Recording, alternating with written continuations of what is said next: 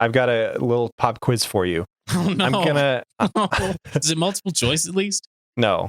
Oh, fuck. I'm gonna describe to you a video game that I heard of the other day, and you have to guess what system it's for and what series it comes from. Okay. All I'm right. prepared. Final Fantasy, SNES. No. Shit. All right. This video game has a feature. It's not even the main game, but it is a bonus mode that you don't have to unlock. It's just there from the start. It is a open world RPG with 7 different hub worlds to explore.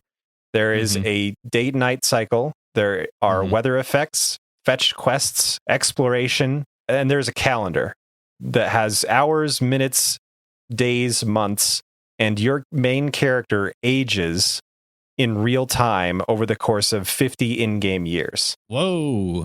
And so your mission is to finish the story before, well, I don't know if it actually stops you if you get too old, but you start out as a teenager and you can play and your character model progresses until you're like super old. My guess is Fable. That's because that's the only thing that I can think of that It sounds like Fable, right? What if I told you what if I told you it was a PS2 game?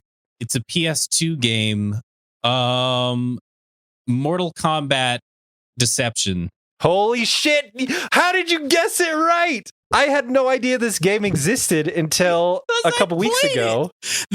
I never owned a PlayStation 2 until like the 360 generation came out. Then I got a PlayStation 2, and one of the 2 games that I had, one was Metal Gear Solid Snake Eater, and the other one was Mortal Kombat Deception, because that's amazing. It had the one where you play, I don't remember his name even because he's such a forgettable ass character. Yeah. But yeah, you play as that guy and run around. And when you said PS2, that's the only PS2 game that I can think of that has those things. I just couldn't believe that it was a PS2 game that had all that. It was a great game. Yeah, like that's super ahead of its time. Yeah, for sure. And it wasn't even just the main fighting stuff. It was this separate like campaign that they just like grappled onto the rest of the game. It's wild that it exists. I liked it a lot, and I know other people really did not. Like reviewers hated it. Well, of course, because it's like the opposite of what you would expect from a Mortal Kombat game. Right. Yeah. And as a 14-year-old kid, I thought that was just the coolest shit, that you would run around in this open world and talk to the other Mortal Kombat characters, and they had a place and there was a story in the world, and every time you wanted to advance, you had to beat the shit out of somebody. And you could perform the fatalities where you rip out their spine, but then the next cutscene they're just talking to you like, good job. Like, yeah, it was a great game. I am surprised that I guessed that one too. That's incredible. Do you have a backup? Do you have another one? No, that was it. I really thought you would never in a million years. I bought it a few weeks ago because I just found out it exists, and I feel like it's the kind of thing that you need to just hang on to because there's not going to be a game like that ever again. So just for posterity, I now have a copy. Yeah, you passed my pop quiz. Now I have to come up with one for you. Okay, all right, here I got one. In this game, you were playing as potentially a cavalcade of characters on a grid-based system, attempting to murder them with explosives. It came out for the N64, and the biggest draw was playing with your friends, as most N64 games were, multiplayer, in a variety of different arenas. This sounds like Bomberman 64. It was, yeah. I like this game. This has nothing to do with Dragon Ball Z. We're just having fun now. But I remember the first time I played Bomberman 64. It was the first time that I'd ever heard of Bomberman. Yeah, same. And it was at a birthday party for a friend, and they were so excited because this one had multiplayer. And so we just blew each other up. Things were so simple back then. Now, if the hair physics are wrong, you won't buy a game. Dude, I played one of the newest Tomb Raider games, and I turned on the hair physics, and she went bald. That's an amazing feature. But what we're here to talk about is last time on Eric Hates Dragon Ball Z, Eric started to like Dragon Ball Z. Well, when he wrote it himself, he sure did. Yeah, that's a win. Mission accomplished. See you next podcast. See you next podcast. Not John Hates Sam. Oh, John Hates. That was pretty good. I don't know what I just said. We have to. What do you hate? I don't know. Nothing. This is a really hard question. I hate like 90210, 90 day fiance. Really? Big Brother. But those are just trash. Yeah, most of the stuff that I hate, everybody hates. Yeah. Huh. I'll find something. I'm gonna find something you hate, and then we're gonna have a Spencer hates Nerf guns or whatever it is. I love Nerf guns. I love Nerf guns too. Stop loving things. Start hating things. Have you not learned anything from Eric? Welcome to Eric Hates Dragon Ball Z. I'm Spencer. And I'm John. And today we're going to be going over episodes 140 to 144 of Dragon Ball Z. We'll start off with episode 140. The Japanese title is Discovery of an Evil Egg, a Terrified Trunks. The American title is Seized with Fear. My episode title is Can I Offer You an Egg in These Trying Times? I couldn't not. I had a better title, but I was It's pretty good. That's not even what I wrote. But when you said egg, it was the first thing that popped into my head was Danny DeVito holding an egg. It's like, that's what we're doing now. Just up front. I don't know about you. I liked these 5. Yeah, these 5 were awesome. The next 5, but not so much. But these 5 were great. So this episode starts off exactly where we left off last season, which is Bulma tells Trunks there's another time machine out there. Trunks is like, nah, that's the same time machine, girl. But it's super old, so that's weird. And Trunks is like, I'm going to go investigate. And Bulma's like, I'm going to come too. And Gohan's like, I'm going to come 3. And then so they leave the cool little Capsule Corp spaceship and head off to this area.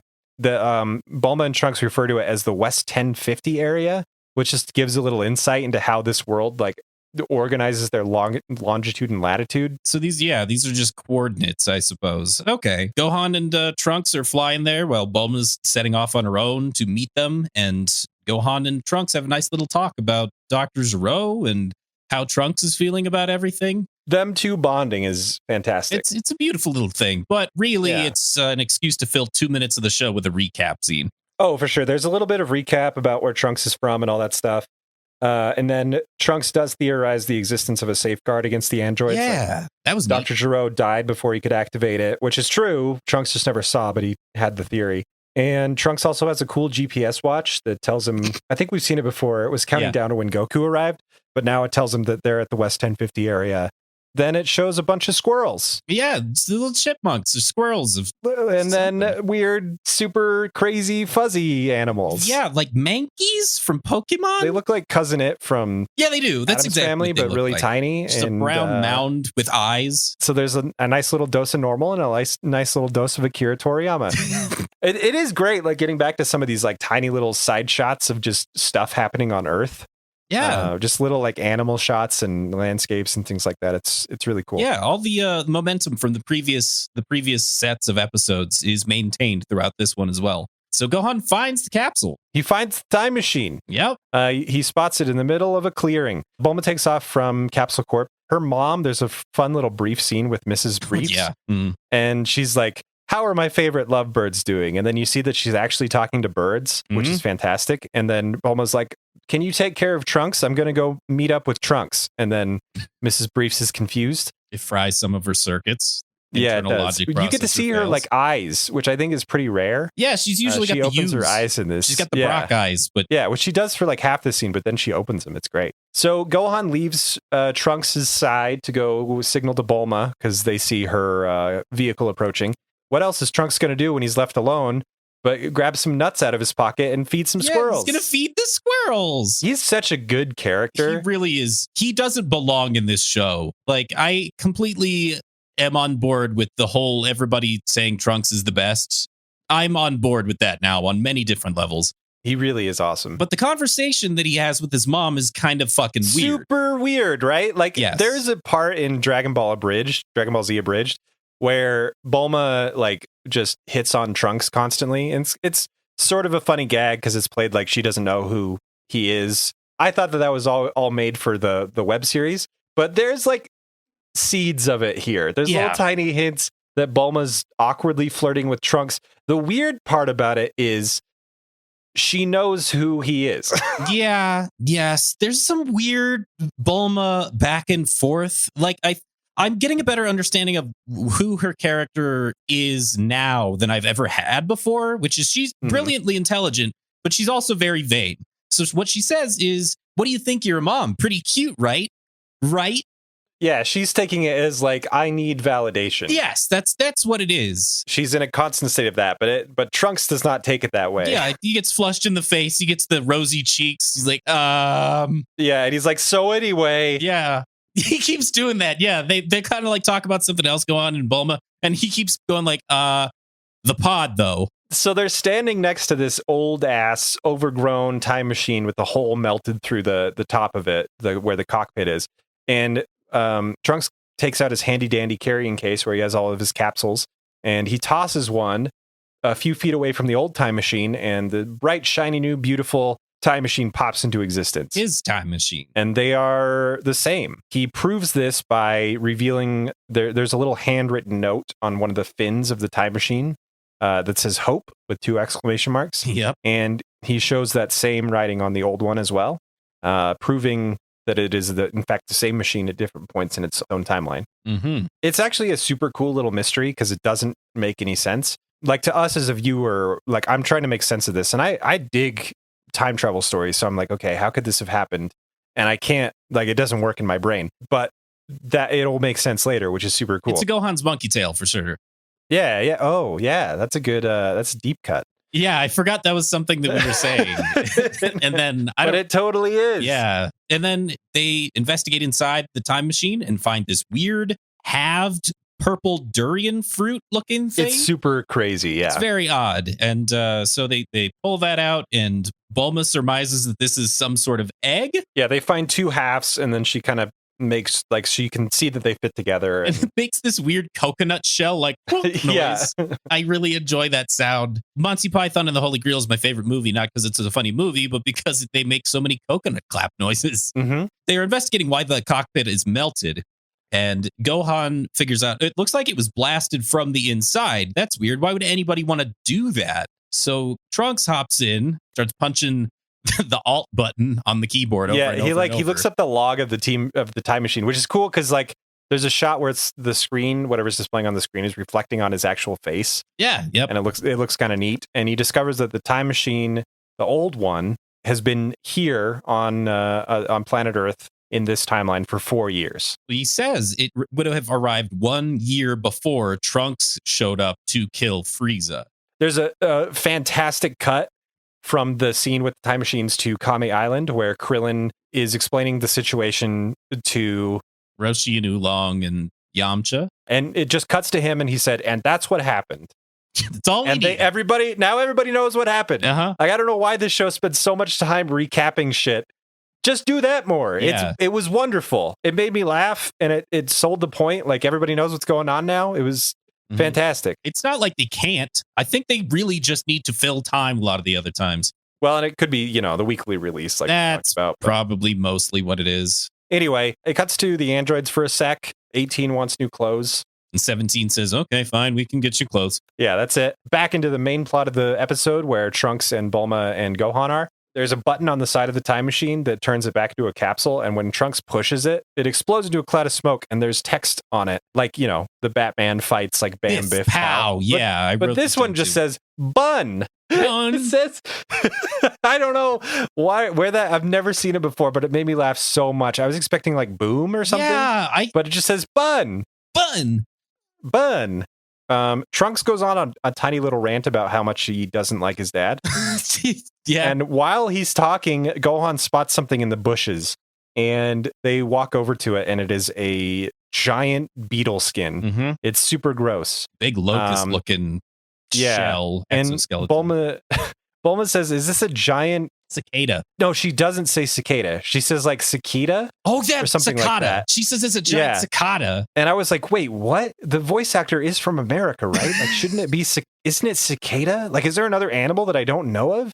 Anyway. I wonder if you say cicada in different parts of the United States. Like, if it's a regional dialect? Yeah. I wouldn't. Yeah, I'd never heard it before. It was really weird. Look out for them cicadas. They're going to eat your dog. I don't know. I lived in Texas. Nobody said they're going to eat your dog. So the weird skin thing, they surmise that whatever came from the egg became this thing and then got bigger, and so it shed its skin. Trunks is like, but why would anybody send an egg back in time? That's weird. Mm-hmm. And the skin inside is still wet, which means the thing, whatever it is could be nearby, and Bulma's hat flies off. as something rustles in the background, and they all look, and Bulma runs away, and it's just those weird fuzzy things again that aren't squirrels. Mammal mounds. The mammal mounds, and it's the last time we'll ever see him. I love that. Like, I wouldn't put it past him, but when Bulma runs away, Trunks is like, "Hey, what's with her?" And Gohan says she's kind of bugged out. I didn't write It's that totally down, on purpose, right? It is. It's hilarious. We cut to my favorite characters, current favorite characters, which are Kami and Piccolo. They're kind of sitting on top of the watchtower, and Piccolo is still waiting for Kami to decide to fuse with him. And Kami is staring off the edge of the watchtower into the clouds because he can just sense everything. He doesn't need to use his old man eyes. Yeah, he's Guardian of Earth. Yeah, he's been sensing something even more horrible than the androids growing for the past 4 years. Mm-hmm. But and my question here is, like, why didn't he tell anybody? Did he think it was the androids? Like, did he assume it was? I think he states that he thought it might have been. I mean, I'm fine with that. That makes sense to me. Yeah, so he's going to wait for this new evil to surface before he can fuse with Piccolo. He wants to feel out the situation. He wants to remain protector as long as possible before he just abandons his post. Yeah, we know what happens when they die, but we don't know much anything else about We don't know anything else. Anyway, that's the end of that episode. Dude, I'm sorry. Can you give me like 2 minutes? I just have to run to the restroom. Oh, for sure. I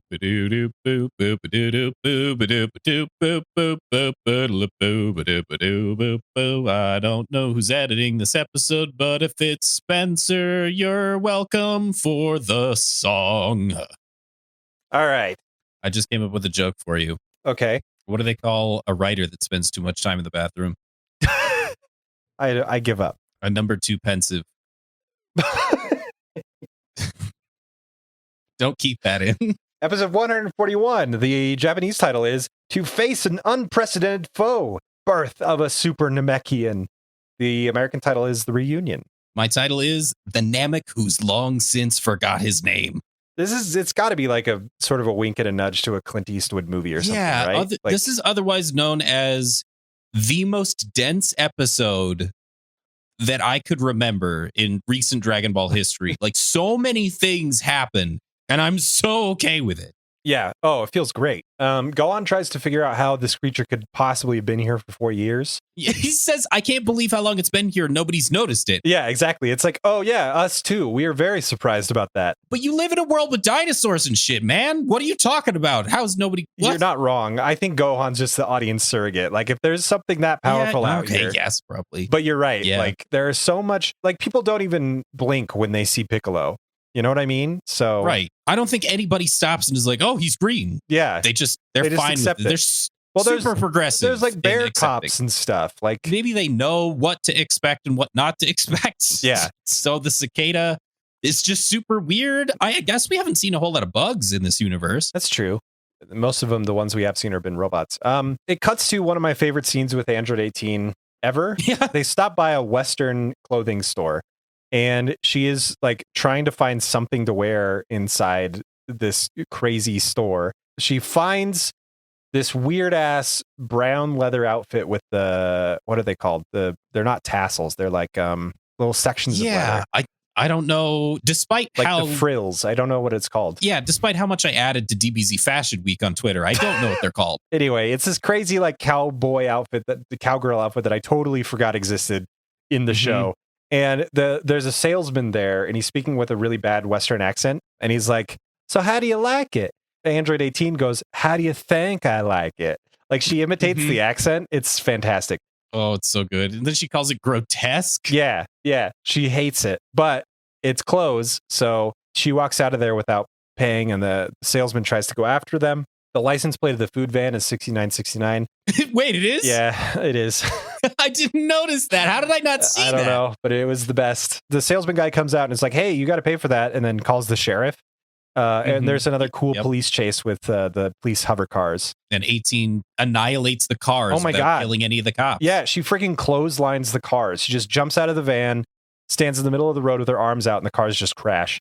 Surprisingly, nobody died. It's very interesting characters, which not in this episode of the podcast, but the following one, there's like a solid nugget that 17 says that I'm like, huh, Maybe that's why they're not killing everybody. But we'll get there. It's super interesting. It cuts to Bulma flying back to, I think she's going back to Capsule Corp with the egg pieces. And on the center, so she's flying in this weird helicopter car hybrid VTOL craft. In the center of her steering wheel, where on a car there would be the odometer, the speedometer, there is instead just a fucking TV. Yeah. You're not going to crash anybody in the sky. I suppose that's true. If these are not very widespread vehicles, then yeah, she can put whatever she wants in there. So she's catching the news, and the newscast begins what I'm going to call this next segment of Dragon Ball Z. We're done with the kid shit. It's fascinating the way that they handle this for the next couple episodes. I loved it. Incredibly eerie. I'm kind of in love with the vibe that they're putting out for these episodes. So it's maybe the best like visual storytelling that Dragon Ball Z ever does, as far as I can remember, because usually it's so much about the characters regurgitating information or just spewing information that nobody in their right mind would ever like say in casual conversation. Yeah. It starts with Bulma hearing this, watching this news broadcast about this place called Gingertown, and the newscaster keeps saying Gingertown, which I really love. But apparently the entire population just has gone and disappeared. And I almost felt like I had missed something because it was so abrupt, like a shift in the plot. Like all of a sudden, it's just there's this town called Gingertown, and all of the population is gone. Yeah. So Bulma calls Kami House, where Krillin, Yamcha, Roshi, and Oolong are, and she says, "Hey, turn your TV to channel 8," which I freaking love because it's like so normal. It's just normal Earth conversation. Like this could actually happen. Krillin's like, "Why? Is there something good on?" And Bulma's like, "Just do it, you dip," which I love. And Krillin's like, "I thought they just played reruns. Why?" Yeah, there you go. Yeah.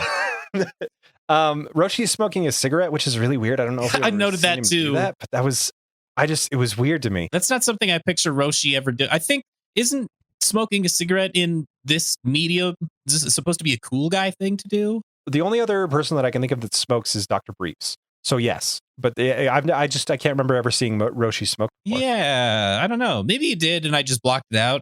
I don't know. Could be. Anyway, it's so possible. Flip to the news channel, and they're live broadcasting from.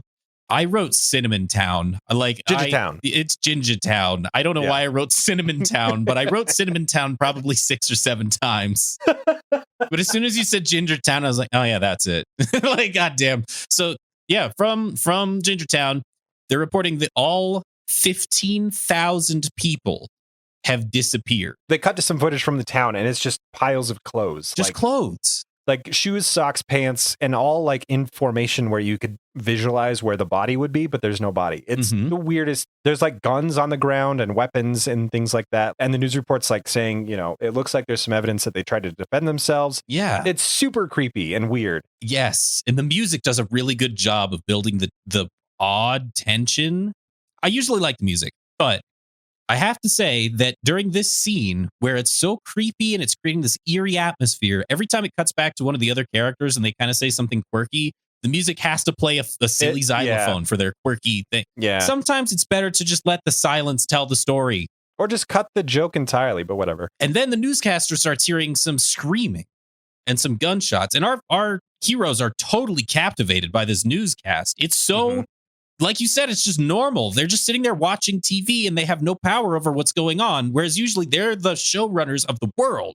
Newscaster hears some gunshots and then suddenly there's silence. And the newscaster is like, well, it looks like whatever was going on has been stopped at this point. And they all sound like 1950s radio TV announcers, which is a beautiful touch. It looks like whatever's been going on has stopped. And then he gets this like, scared look on his face and the feed just cuts. Yeah, he looks behind the camera, is totally freaked out, and then it just stops. And so they're like, what should we do back at Kami House? And somebody says, just change it to another channel, see if it's on another news broadcast, which is so cool. So they flip the channel and they actually get another camera feed. The camera's lying on the ground crooked, so it's been dropped, but it's still showing the city. And you don't see anything. You just see more piles of clothes and stuff. And then that feed like cuts out too. Yeah. It's really wild. Very excellently done. So we cut back to Kami Tower, where Piccolo and Kami are, and Kami knows what's up. He's Guardian of Earth. Kami's having some Ben Kenobi force pains from the deaths of these people. Yeah, and he refuses to tell Piccolo what's going on because Kami loves dramatic flair, and he says, "Yeah, that's right. When you and I become one, you will know for yourself." So he is finally agreed to fuse because of this development at Ginger Town. Yep. Ginger Town. So they agree to fuse, and Piccolo is adamant about using his body, which makes sense. And they go through this fusion process. It's wild to me that this is the last we see of Kami. Like, this is it. Because he's been around for like 4 and some change seasons. Because when Piccolo fused with Nail, it was just like, oh, some ancillary character to give him more power. But like, right, yeah.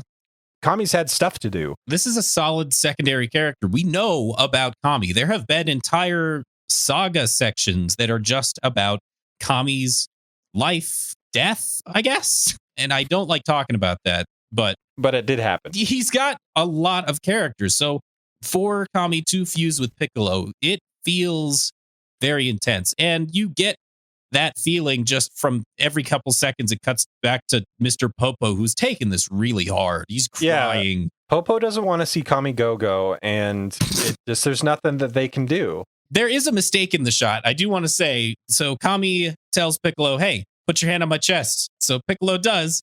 And then it cuts to a shot where you can see Mr. Popo. But then Piccolo's arms are back by his side again. Maybe he didn't like it. Had it for a little bit. You're He's like, so nah. frail. Ugh. So yeah, then there's a puff of smoke and a big giant light, and there's no longer 2. There is just the 1. Yeah, the transformation is kind of lame because it's just a big flash of light. But to be fair, it's kind of the same thing that happened with Nail, just with a tiny bit more Kami yelling. But then this next part, chef suck the fingers, is so good. I figured out where I got that from. It's from a streamer. So it's not, I didn't invent that. But you got to give credit where it's due. I definitely must have just picked it up from listening to his stream because I watched it again and I was like, oh, fuck. I thought I was smart, but it's not from me. So nobody listened to me and be like, oh, he came up with, I didn't. That wasn't me. Anyway, so Piccolo is now in his face, his eyebrows. I'm so glad that you noticed that because I wrote it down on my notes. I couldn't pinpoint it, but I was like, does Piccolo look a little different? Like, yeah, his eyebrows are now, usually Piccolo has got V eyebrows, a wide V. He's just angry all the time. He's got the stern, angry look. Now they're flat. Like he understands the world more and he's not as angry. He's just more, he just is. He just is Piccolo. He just simply exists. And it's so badass. He turns to Popo because Popo says, Kami? And Popo is just losing his mind crying. And Piccolo turns and says, I am neither Kami nor Piccolo. I am the Namek who has long since forgotten his name. And I'm like, this is so fucking badass. Oh my God. Piccolo is now my favorite green character again. Ooh, it's hot. I like it. Before he departs, Piccolo turns with his back to Piccolo and his head kind of to the side thing, the anime thing. He looks at Popo and waves to him with the smile and then takes off and the music picks up. And I'm like, oh, this is so rad. It was the moment between Popo and Camiculo that that sold it for me because I really thought that Piccolo was just going to say nothing and fly away. But he actually does like have a little bit more heart now. As he's falling off of Kami Tower, making his way to this new battle, you see Korin for just like a second, and Korin says goodbye, old friend. Yeah. And then it shows him flying through all these landscapes and the music that's there, as he's flying back to Earth. Like, it's a beautiful scene. It's really awesome. Is. It does such a good job of honoring Kami and introducing Kami to Piccolo as a new individual. It's I love this show sometimes. I do. Like, I'd say most of the time I love it for what it is, but other times I love it for being incredibly good. They're not as prolific as maybe as I wanted them to be starting this podcast, but yeah, damn, when they get it right, holy shit, it's a great show. Oh yes. So we cut to Trunks. He wants to go to Ginger Town. He's on Kami Island with halfway through that news broadcast, Gohan and Trunks show up on Kami Island. Gohan wants to go with Trunks, and Chi-Chi does not want him to go with Trunks, so he doesn't. We finally see Ginger Town. Piccolo arrives first, and there's all kinds of like weird, sort of off-putting shots of the town where things are kind of hazy, and like they did this weird effect with the animation where it's just sort of, it's not static. No, it kind of looks like it's kind of the mirage effect when you're looking at a hot road and there's, you can it's see exactly what it is. Yeah. I realize around now that this is the first time that like DBZ has successfully sold a mystery because we still don't know what does this, what has done this. So Piccolo arrives, he's alone, and there's nobody around him, just piles of clothes, and he hears something like slithering in an alleyway nearby. He looks at this alleyway and he can't see down it. It's all, dark, and an umbrella just kind of rolls out idly. Yep. It's just really freaky. And then he sees like a shadow, and then you can start to hear this weird breathing. And then there's a cut of a hose. Did you notice the hose? No. When he's looking into the alley and you can't see anything, just to the left, there's a hose that is dripping water. And that hose looks exactly like an object on this villain that we're about to be introduced to. I don't know what they did this episode. It was amazing. What kind of spirit quest they went on. But this episode is so good. You hear and see a corpse being dragged, and there's no dialogue this whole time. Like this entire establishment with Piccolo, like listening and like just looking and taking it in, trying to figure out what it is. There's no dialogue, and then finally you see the creature, and it's a big 7-8 foot tall, speckled green and dark green. It looks like a giant bug. Yeah, that's what it is. It's just like I can't describe it in any other way, but it's bipedal insect with kind of a big Y on its head. Yeah, and like a super long tail, almost stag beetle-esque, but it's much more cicada or locusty than anything else. Some of its internal parts, it does have orange accents. It's deeply unsettling. The mouth. Yeah, the mouth is the worst part. The mouth is easily the worst part. So the mouth looks like Frieza Force shoulder pauldrons. That's what I was going to say. Yeah, it does. But like smaller and more curved. And yeah, stepping back from the canon of the show or whatever, I think it's just a way that Akira likes to hatch his lines. It almost looks like sinew or musculature. It's so odd. And the creature says, "At last we meet face to face." Yes. And then the episode ends. This is the only episode that Dragon Ball Z Abridged did that has no humor.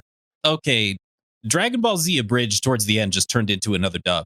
It sucks that you said that because I don't think you're wrong. Well, I don't think they did a bad job either, but they just like they kept hamming off of their own jokes that they had already made instead of making new jokes, and they kept some humor in, but it did the complete same thing that actual Dragon Ball Z did, where it started off humorous, became serious. But all right, anyway, like I'm not going to yell about it. They still did an amazing job. When I got, and there might be a few, but when I got to this episode, it was like most of it's silent. It's a lot of like just dead bodies, and it's very different. It contrasts with the rest of the series. Episode 142. The Japanese title is Kamehameha, the monster who possesses Goku's ki. The American title is... I didn't know you could use that as a Borrowed question. Powers. I know, right? My title is The Namek. This episode opens with more piles of clothes. It turns out that corpse that this creature was hauling, that Piccolo spotted, is actually alive. He's the richest man in town. It's a pretty great scene. It's an amazing scene. Piccolo doesn't know what he's sensing. He's like, he actually says, what am I sensing from that thing? And he's talking about the creature, and like, we don't understand as an audience because obviously, we're not there. Piccolo doesn't understand what he's going on. It's like he's getting interference or something. Like, yeah, he says he sensed this before somehow, but he doesn't know what it is that he's feeling. There's a neat little scene of Popo on Kami's lookout, and it just shows like him alone on the lookout, and there's Kami's cane fallen on the floor, which is just like really sad. Anyway, I really like that scene, but it is really like it's 2 seconds long. There's a couple of those Popo cuts where Popo just kind of stares into the distance and goes, "Go, Kami." Yeah, so the corpse that this creature's holding says, "Listen, I'm the richest man in town," to Piccolo. He says, "If you save me, I'll give you all my money." Yeah, so he whips out, "Do you want me to do it?" This is one of my favorite things. It's really good, but holy shit. It's incredibly unnerving. I remembered watching this as a kid and it like sticking with me because I as a kid was expecting the fun fighting punching show. And this is where it's like, we're done with that now. So this creature is holding on to the corpse of the man begging for his life. Lets go of the corpse. And the man is kind of groveling, like, "Thank you." Oh, and he has a big stack of money that he puts out. This is the first installment. And very suddenly, the tail of this creature whips into the spine of this man. And the tail of this creature is more like a syringe than anything else. And much like a syringe pulling the fluid from a vial, the creature drinks this man. And you could hear it. And too. the sound is so unnerving. And as the man is being drunkened, at first the man screams because of the pain. And then slowly you watch on the hand that's holding the money, the hand starts to shrivel and become old and decrepit. And then it becomes worse than that, where it starts to retract and it cuts to the man's face, and the man's face begins to melt in on itself. Like an 80s, what's that guy's name? The one that did The Thing, John Carpenter movie. And it's so well animated for something so gross. It's going to be in my head for a while. His eyes and his eyebrows fold over onto his cheekbones, and his mouth just drops. Like, it's a horror scene. It's beautiful. Either you're on board or watch Pokemon. I think that's what they're saying.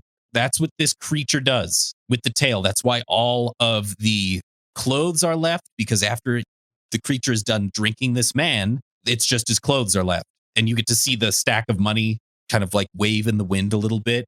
And it's just silent. You have to imagine it happening, 15,000 times over. Yes. It's grotesquely wonderful. It's doing something that I didn't expect the show to do. Like, it definitely caught me off guard, and I think that was kind of the point. Yeah, it gets you. So the creature starts to power up and says, "You're next, Piccolo." And freaks Piccolo out. Like, yeah. Oh, I mean, granted. How does he know my name? The creature powers up and like really powers up. Like all the clothes blow away, cars tip over, the ground cracks. Like, it's crazy. It cuts back to Kami Island where Gohan senses two Piccolos. That's right. Which is weird. This is weird, but I sense two Piccolos. And then he senses Frieza, and then his dad. And it cuts to Trunks. I love this scene. It cuts to all of our people sensing this weird power coming from Gingertown, no matter where they are in the world. Yeah. So it cuts to Trunks, and Trunks is like, my father and Piccolo, they're in Gingertown.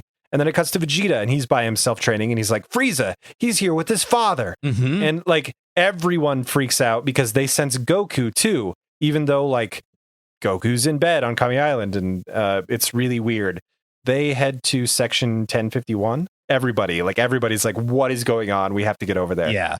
Piccolo starts to ask a question to this creature, and the creature's like, silly Piccolo, my secrets will not be unlocked so easily, which is great because it's like a smart villain. Mm-hmm. So it's just them facing off, and it's like, okay, well, you're not giving me answers, so Piccolo's got to do something before this thing gets away and starts sucking people up again. And new Piccolo says, allow me to introduce myself. And like the crater, like I can't explain the animation that happens in this scene because you see two of them on the street. Yep. And the creature's powered up, and Piccolo's like, my turn. And then he powers up, and like you see the crater form, and it gets deeper and deeper. It doesn't like cut to an explosion or anything like that. It's just like instantly they drop 6 feet into the ground. Yes.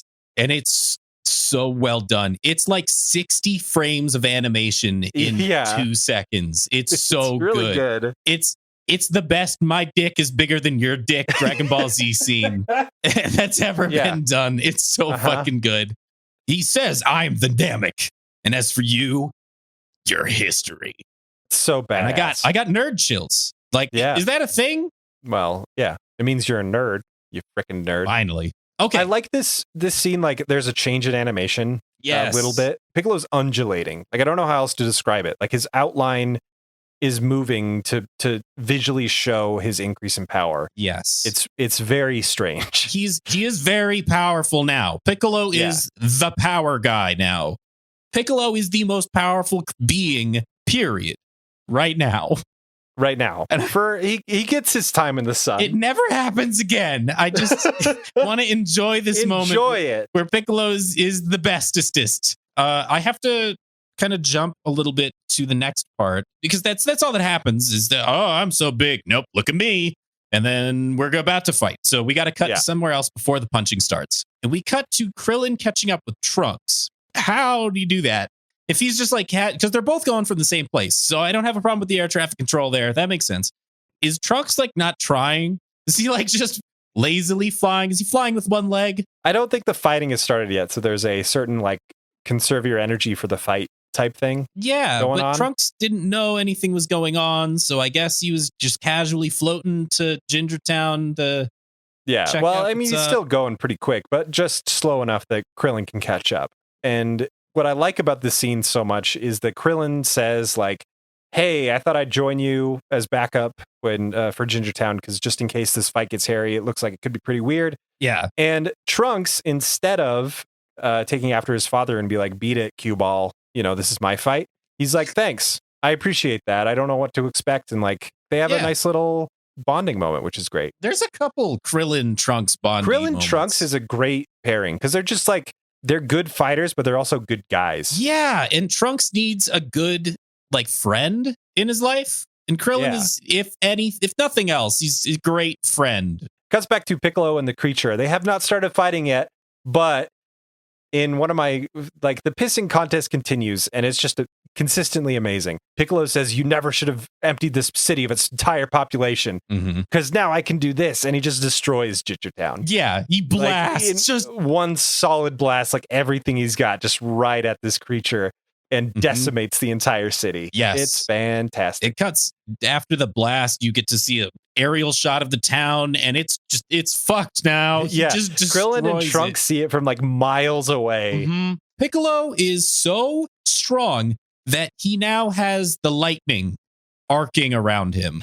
That's Dragon Ball Z's visual way of saying he is the strongest right now. And it even distracts the androids. It cuts to the androids in the van. In the tundra. Still very far away. So far away. 17 kind of steps out and is looking over. He's like, what the hell is going on out there? And 16 pops up and says, oh, that's a power level. It's about as strong as you are. And 17's like, no.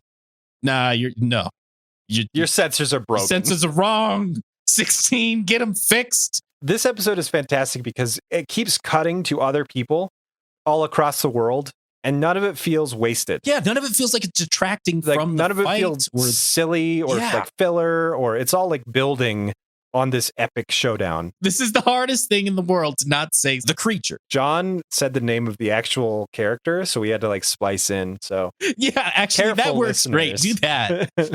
This next part, the editing is going to get a little weird because John forgot to not give away the stuff. So now I don't remember what I said. Oh God, I don't know. I'll try to cut around it. He wants to obliterate the creature. The creature. The creature. The creature. There, you can use one of those, right? Maybe. Yeah. Please pick one. Try to keep it spoiler free. Yeah, please pick one and then use that one every time. That's a good idea. Okay, there are a couple fights in the next series of episodes that really let me down in terms of animation or art. This one, the Piccolo and the creature fight, they had their S team on it because, dude, Piccolo is jump strafing and rocket jumping, and it looks like the way that he's fighting is more like the way Kami fought when we saw Kami fighting. It's not just Piccolo got super strong. He's serious. He is no longer Piccolo or Kami. He is now the Namek. And easily Piccolo beats out the creature. But I feel like Piccolo doesn't really understand his own strength quite yet. Maybe he doesn't really want to go all out. He wants some answers, so he doesn't want to obliterate what's going on. So the battle's going pretty well for both of them. It's fairly evenly matched, I would say. The creature turns around and puts his fingers to his forehead and charges up a blast and says special beam cannon. Yeah. And a special beam cannon shoots out of his fingers. Piccolo deftly dodges or deflects it, sends the beam shooting, which looks really cool. Ooh, yeah, karate because the special beam cannon beam is like purple and yellow and like it has a shape to it. Normally when people deflect an energy blast, it's kind of boring to look at. It's just like, yeah. But the special beam cannon has like a spiral like around concrete, it. Yeah. And so it takes like the animation has to be a little bit more on point, and it's awesome. It crashes through a building. It's great. At this point, Piccolo asks, like, okay, how do you know that move? No. Because he doesn't care about special beam that's cannon. right. He just says he's good. Yes. After the special beam cannon. He just says I don't know why that is, but anyway, they fight some more. The next thing that happens is the creature powers up a Kamehameha. Yeah. That's the thing that really freaks Piccolo out. which I don't know why that one necessarily. I don't know either. Because so many people know how to do that. And as soon as he starts to say the words, the creature, Kamehame, Piccolo freaks. Yeah. Like he's like, what? Mhm. Even though Piccolo's the only one that can use special beam cannon, and multiple people, like at least 3 or 4, have been seen using the Kamehameha. Seriously, So it doesn't make. I don't. Okay, whatever. I guess. Like I understand why the show is doing it, because kids will be like, "Oh no, that's Goku's move," but it doesn't. Yeah, whatever. It doesn't make full sense in the lore, and I suppose it's because whenever this creature is doing the other moves, the moves of the characters that we know, the other characters then sense that character. Which is really cool. Piccolo is a little freaked out because he's sensing Goku from this character. And he knows like he doesn't Goku's, sense himself. Yeah, I don't know. I love the ending of this episode. It totally caught me off guard because the creature does the Kamehameha and he says, ha, like he unleashes the beam. And then the episode ends. Yeah. There's no no outro. There's no musical cue. There's no narration. Like next time. It just stops. It just stops. It's weird. I can't think of another episode that has done that. I can't either. Also, the shot of the creature that is charging the Kamehameha, where the Kamehameha has the blue lines of light and the front of the creature is entirely dark and the light's all coming from behind. And the only thing that's lit are the red glowing eyes. Yeah. It's such a good piece of art. These last 2 episodes are just so good. Episode 143, the Japanese title is A Life Form of Evil and Destruction. His name is Artificial Human Cell. The American title is His Name is Cell. My title is The Enemy of My Enemy is My Enemy. This episode starts by ruining the ending of the last episode. Yeah, it does. Like Piccolo, once again, doesn't freak out about the special beam cannon. Cell powers up the Kamehameha again, except it's not nearly as cool as the end of the last episode. This thing's name is Cell. It's in the episode title. Away, so we have to say it at this point. So we just have to, His name is Cell. Yeah, that's his name. It's Cell. It's the Cell Saga. That's the Cell. We're fighting Cell. It's him. Yeah. The only cool part about this rehash of a scene is that when Cell fires the Kamehameha, you get to see firsthand how everybody and their mother can dodge out of the way of a big blast. Yeah. Because it shows Piccolo, like from his point of view, as he's about to get blasted, how he moves out of the way so that when the cloud of smoke clears, he's okay. So that was kind of neat, I guess. And so now he's, 30 stories up in the air, staring down at the smoke cloud, and Cell appears behind him and grapples him, like full every limb grapples. He just gives him a big old hug from behind, and the tail goes right in. Piccolo tries to dodge it, and it sticks him in the arm. Yep, directly in the left arm, just like my COVID shot. Get the vax. I'll never get over how fun that was. Yeah, that was amazing. Thank you, Mr. Frakes, once again. If you want us to do like a shout out to any of your family, oh yeah, please let us know. We're happy to do it. Yes, like it would be our pleasure. Yes, Mr. Frakes, of course. We'll do your own cameo from us. It cuts to Krillin and Trunks, and they recap some stuff. Cuts to Goku, not dying anymore. He's getting better, but he's still unconscious. Cuts to the news at Gingertown. They are mobilizing armed forces. So interesting. Really like. There's this weird scene where they're like armed forces have been mobilized and they're moving to Gingertown. And now to Gingertown. And then nothing happens on the news report. And then he's like, oh, I guess we're having some technical difficulties. And now the Gingertown. And then it cuts. So like, why did they even do that? I appreciated it because they're trying to make it more real. It like adds to it and makes it seem like it's actually happening. It would have added more if the newscaster was a little more freaked out when it does not cut to it the right way. He maybe looks around a little bit, kind of confused, but he doesn't do that. He just holds perfectly still, holding the cue card or whatever he's holding. Hey, this guy's a professional, all right? No kidding. That's, we're now to Gingertown, and we cut to the reporter hiding behind some rubble, saying, oh, the armed forces are here now. Here they are. They're tanks. It's like 40 tanks. It's a ton of tanks. And the weird part is a dude pops out from one of the tanks and he's wearing this blue WT uniform. And I can't for the life of me figure out like what corps of the armed forces this guy is. Oh, it's the United Tanks.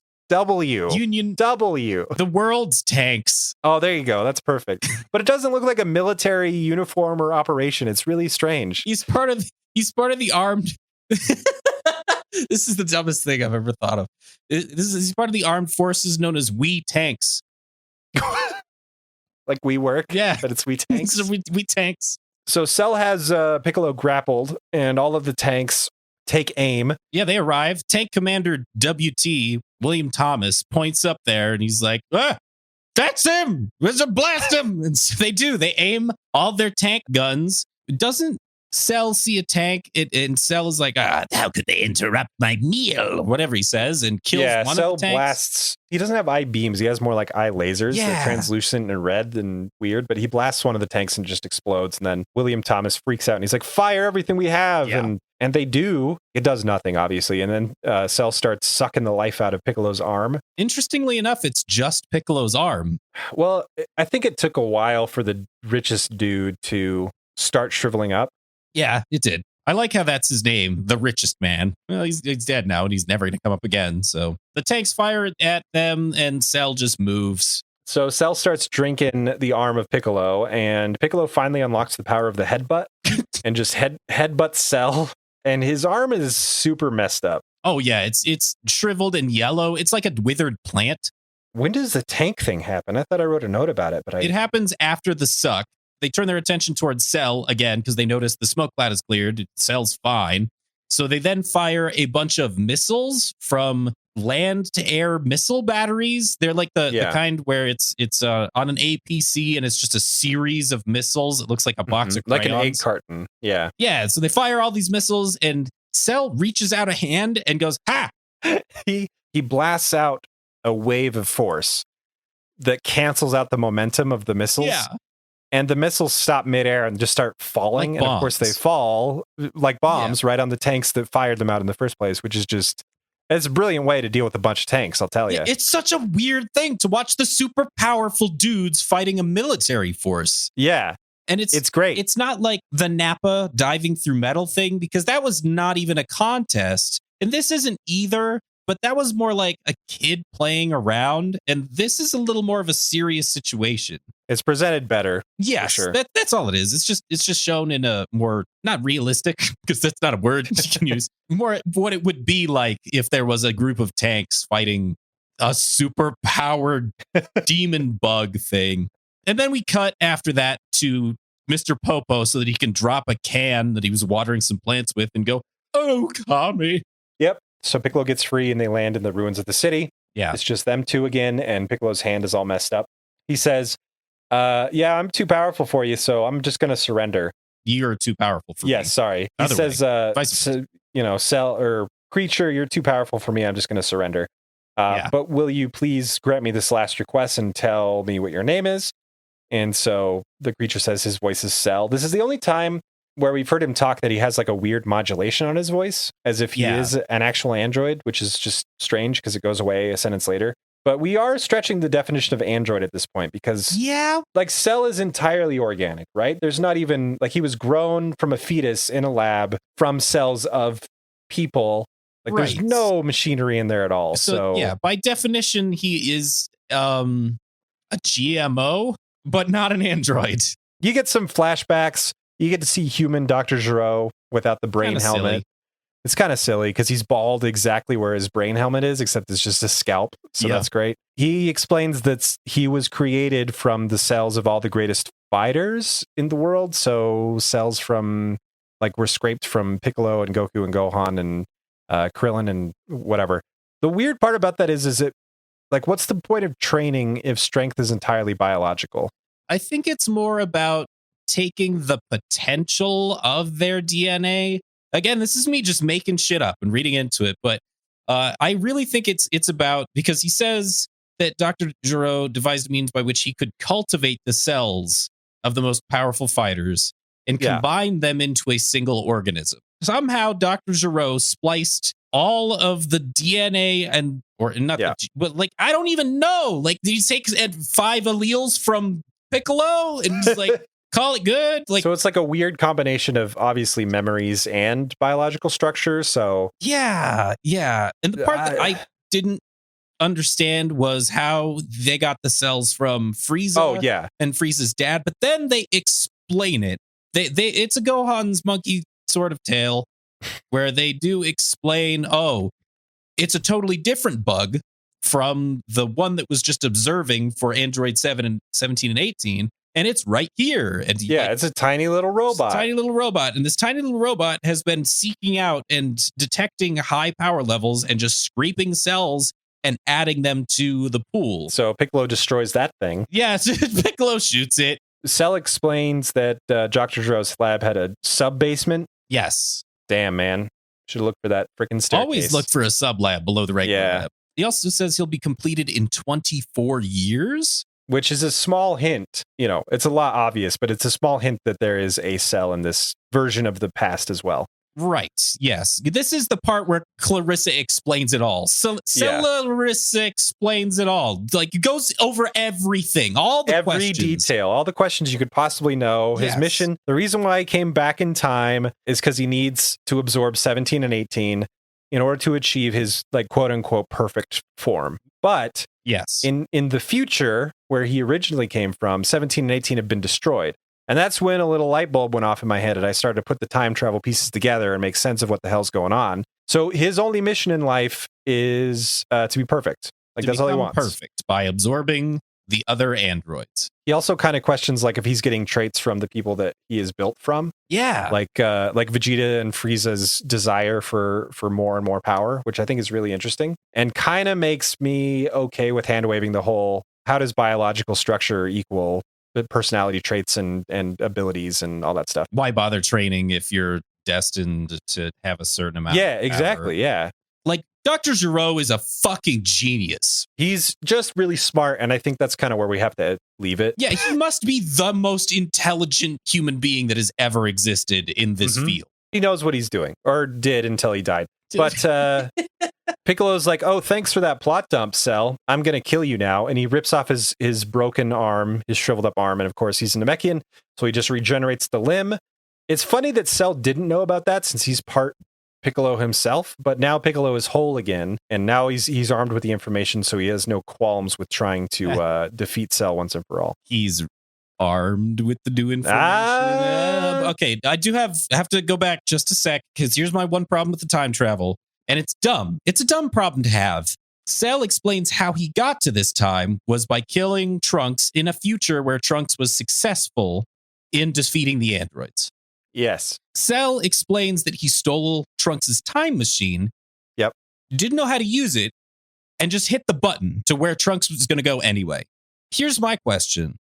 Why would a future Trunks who has defeated the androids go back in time 4 years to a full year before Frieza ever returned, to a point in which the Z fighters might have actually been on Namek fighting Frieza for the first time, and nobody knows who the fuck Trunks even is? I don't know. I think they fucked up the numbers. That's my go-to. That part's a little weird. Like, I really wish the 4 years thing hadn't come to light because it doesn't make a lot of sense. I'm gonna say that Cell had no idea how the time machine worked and just accidentally went 4 years back in time. Like, it's not that big of a leap to make, and I wish they just would have said that in dialogue. And I'm pretty sure it is different in Kai or the actual manga. I think this is like they weren't thinking about it and screwed up the numbers thing, because so far it all adds up. So far, I'm pretty surprised. It's a good time travel story. But yeah, that 4 years thing is kind of like I don't know. Maybe Cell was lying and he just really did hit the button. Yeah. Episode 144. The American title is Piccolo's Grievous Mistake. Cell turned loose on the city. And the American title is Piccolo's Folly. My episode title is Battle Ball Protein Shake. Oh my God. Frickin' Battle Ball. Battle Ball, #1 game that Eric knew about. That's why he picked that character in the pads. It's actually pretty genius. So this episode starts out with Super Saiyan Vegeta flying through a mysterious storm that apparently came out of nowhere and is never seen or referenced again. Even Vegeta says thought it was like, whoa, this is weird. He says, I thought it was going to be like this big plot point, like super interesting, like their power is so big that their fight, it's disrupting the atmosphere or anything, but no, it's nothing. Tien suddenly arrives out of nowhere, and he's headed to Piccolo to help out because he can sense the power. Yeah. Don't know where he's been. So it cuts back to Cell and Piccolo. I know. I'm sorry. I don't mean to cut you off, but like, no, it's where weird. Where is Tien been? He hasn't even been in like ancillary, like in the story at all. He's not hanging out watching TV. He's not figuring out what's going on. They could have just put him in Kami Island. I know it was so weird just to shoehorn him in at this point. Yeah, and he says like, I got to go help Piccolo. He should be very confused about what he's sensing. He should, but he just knows. Anyway, it cuts back to Piccolo and Cell. They're hanging out in Gingertown, and As you do. there's this cool shot of acid dripping from Cell's absorption tail. It never comes up again. It never comes up again. It's a neat shot, but yeah, I didn't know he had that power. Yeah. And I don't think he did either. Maybe that maybe that explains how he's able to suck the people so good. Yeah, it's a little acid. So Cell learns Kami has fused into Piccolo. From this, deduces that, it means that there's no Dragon Balls. You just made my job easier. It's so weird because nobody mentioned it. Like, I almost get it because Kami's technically dead and there's no Guardian of Earth, but nobody ever said it. And there was not a shot of, the title sake of the show disappearing or turning to stone forever or like nothing. It's wild. That's a huge deal. It is. It's a massive ass deal. It is the whole crux of the show from the beginning. And they just hand wave the fuck out of it. Like, they're gone. There's no rules that cover this, and I want there to be rules. I just want it on paper. I want a textbook that I can read and reference, but there's not one, so we have to just go by what the characters are saying. It's like, does Vegeta know that Trunks is actually related to him? I don't know. This episode he does. This episode he doesn't. So Krillin and Trunks arrive at Gingertown, and Krillin says what we're all thinking. He's freaking me out as he looks at Cell for the first time. Piccolo warns them to stay away from the tail. Cell knows that Goku died in Cell's original timeline. Now he's deduced, or I think they just tell him, that Goku's alive in this one, which is weird. Yeah, Cell is a freaking genius. He's very smart. And I don't even think it's not earned. He gets it from Gohan's. Yeah, he gets it from Gohan, who gets it from Chi-Chi forcing him to learn stuff. You might get it from Piccolo. He actually says, maybe I get my battle tactics from you, Piccolo. I wish that they had talked about that stuff more, because it's very interesting. The idea of a villain built up of pieces, the best pieces of our heroes, is really, it's interesting. We got to have the punching and the blasting, so can't focus on that. Cell does a solar flare so that he can go after the androids. The most effective goddamn technique in the whole show. Every time. Trunks, Krillin, and Piccolo are blinded. God, so strong. And Krillin says, I wish I had Master Roshi's sunglasses. Yeah. It's because he used to have them. It's great. Fair. We cut to Kami Island where a crab falls off a tree because Chi-Chi yells so loud. Apparently in this scene, they're just happy that he's not conscious, but he's smiling.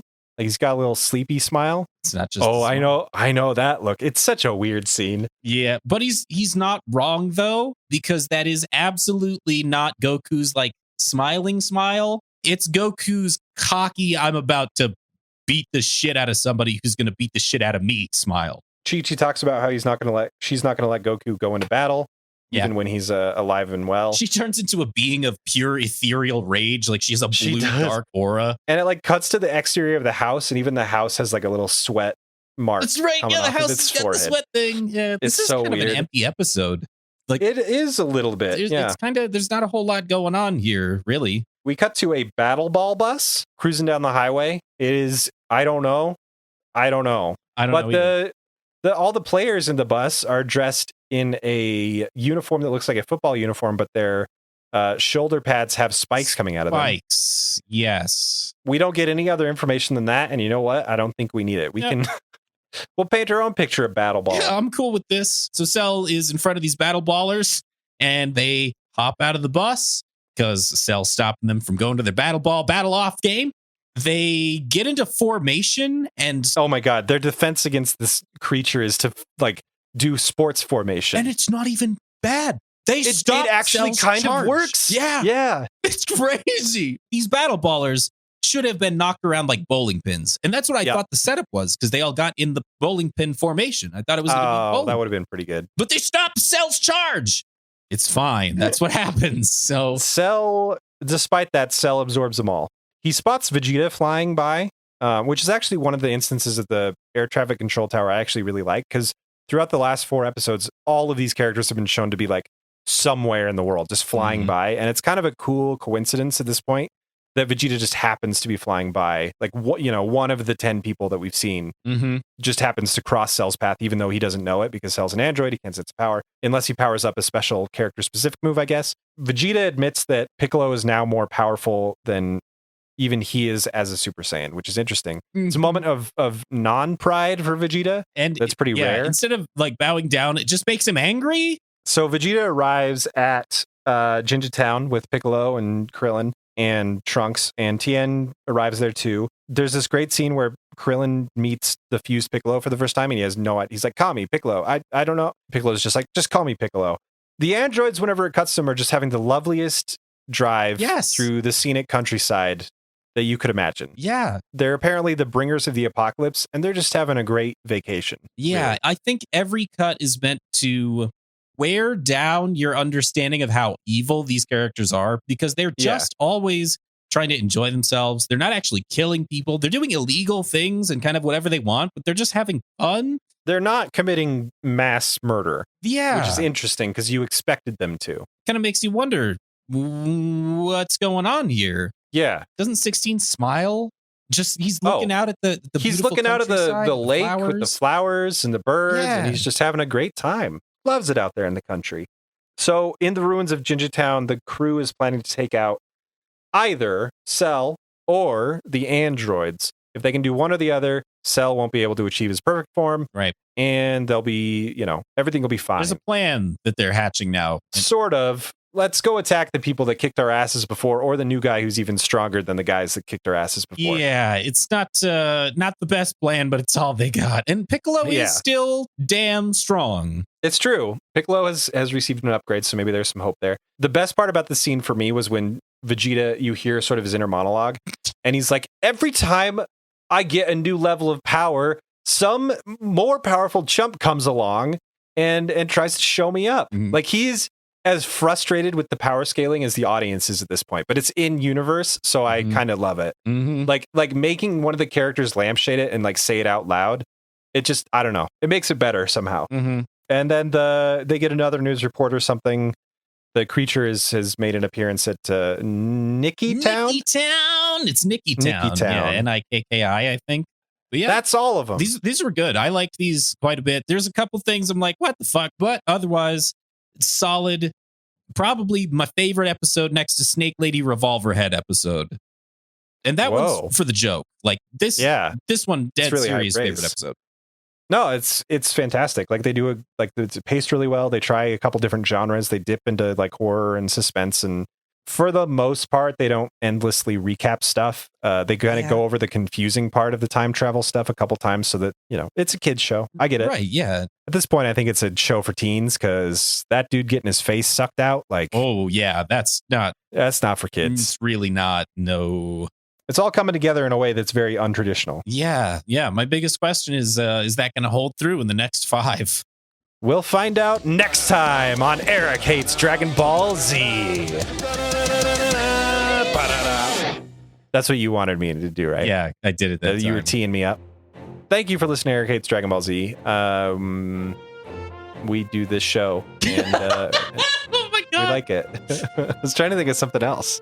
I like that one, though. We do this show, and it is fun. If you have any feedback for us, feel free to send us an email. We do fan mail episodes every once in a while. They're a lot of fun, but we can't do them without your feedback, so feel free to send us a message at mail, M-A-I-L, at ehdbz.com. You can also find us on Twitter using the handle at Eric Hates DBZ. The music on the show is great, and it's all done by the fabulously talented John Good. He's our composer. You can find more of his music under the name Burn7 on a site called SoundCloud. Fabulously talented. You really are going off script this time. I like it. I don't feel like reading words off a frickin' paper. What am I, a news anchor? And now, live from Jinja Town. Nope, we seem to be having some technical difficulties. Maybe if you checked out our other podcast, Tales of Nowhere, it's a tabletop RPG. It is a good show, though. If you're bored and you're like, hey, I kind of want to get into role-playing, or if you've listened to Critical Role or any of the other ones that are whatever, we have the whole season 1 that's worth binging. We tried really hard to make it really good, and it turned out it's up to you. Give it a listen. Let us know. I think that's everything. I've got one if you don't. Oh, I don't at all. Okay. Stick around to the next episode where we start off with Krillin babies.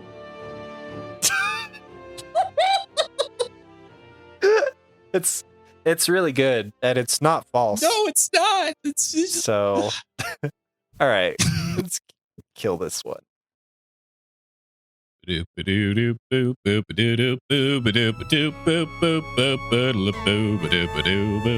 I don't know who's editing this episode, but if it's Spencer, you're welcome for the song.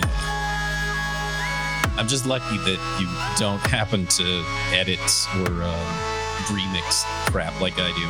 Although I would not be surprised if you learned just to make something and send it to me live. Yeah. Yeah. Battle Ball, #1 game. Yeah. Battle Ball. Battle Ball. #1 game. Yeah. Ooh, it's hot. I like it. I'm just lucky that you don't happen to edit or remix crap like I do.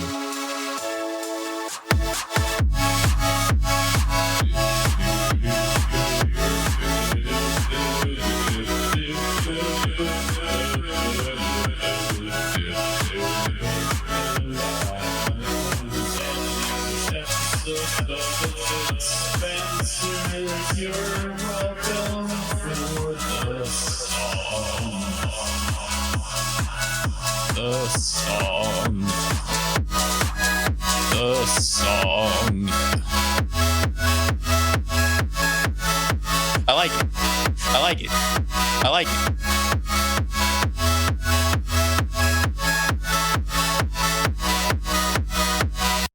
Although I would not be surprised if you learned just to make something and send it to me live. Yeah.